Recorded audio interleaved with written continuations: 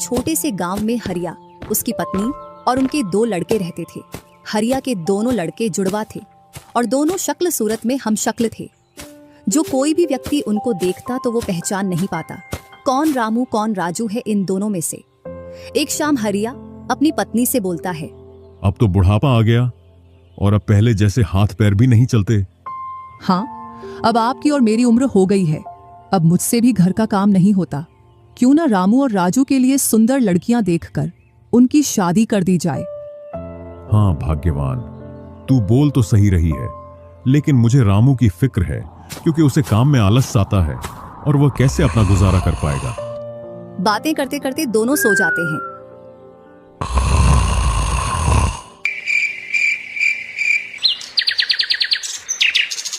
और सुबह उठकर हरिया रामू राजू से बोलता है, तुम दोनों खेतों पर चले जाना और एक खेत को खोद आना जिसमें मैं आकर बीज बो दूंगा। और आज मैं अपने दोस्त से मिलने के लिए पास ही के गांव में जा रहा हूं। 2 दिन में लौट कर आऊंगा। हरिया तैयार होकर दूसरे गांव की ओर निकल जाता है और रामू राजू भी खेतों की ओर चल देते हैं।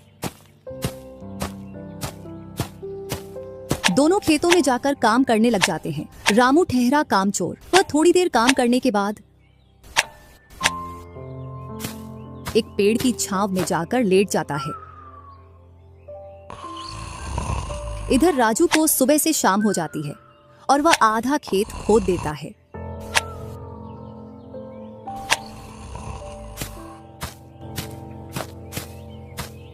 और हरिया भी अपने दोस्त के पास पहुंच जाता है। अरे भाई हरिया, कैसे आना हुआ? तुझसे मिलने की इच्छा हुई तो मिलने आ गया। चल अच्छा है, पहले भोजन करते हैं, इसके बाद गप्पे लड़ाएंगे। दोनों साथ में भोजन करते हैं। हाँ भाई हरिया, सुना सब कुशल मंगल? हाँ भाई, सब कुछ कुशल मंगल है। अब तो तेरे दोनों लड़के शादी के लायक हो गए होंगे। हाँ, दोनों शादी के लायक हो गए हैं और खासकर मैं तेरे पास इसीलिए आया हूं कि कहीं दोनों लड़कों के लिए लड़कियां देख आऊं। वैसे अपनी भी 2 बेटी हैं और दोनों खूब होशियार और चंचल है। अब दोनों की भी उम्र शादी के लायक हो गई है। अगर तुझे कोई ऐतराज ना हो तो क्यों ना इस दोस्ती को रिश्तेदारी में बदल दी जाए। इतना सुन हरिया बड़ा खुश होता है।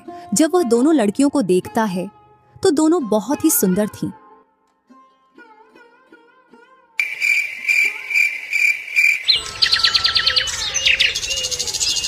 सुबह होते ही हरिया अपने दोस्त से बोलता है, मैं जल्द ही मेरी बहुओं को लेने आऊंगा। इतना बोलकर हरिया अपने गांव की ओर चल देता है।